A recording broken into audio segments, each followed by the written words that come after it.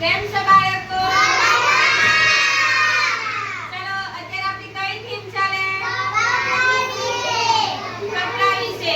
તમે બધા કપડા જોયા? ચલો મેં કેટલાક કપડા બતાવું. એક તમારે કેવું કોનું યુનિફોર્મ કહેવાય? ચલો આ કોનું યુનિફોર્મ?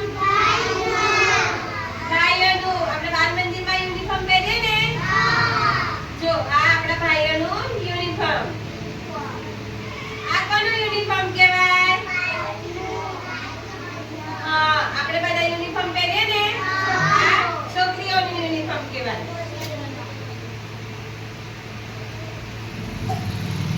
ચલો આ કોના યુનિફોર્મ? પોલીસના.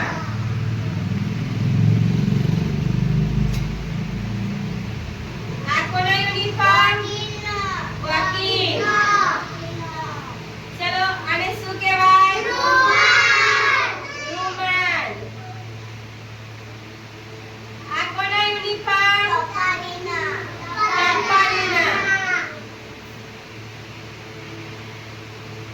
આ કોના યુનિફોર્મ કહેવાય? પોલીસ મિલિટરી વાળા પહેરે ને? ચલો આ કોના યુનિફોર્મ કહેવાય? ડોક્ટરના. ચલો આને શું કહેવાય?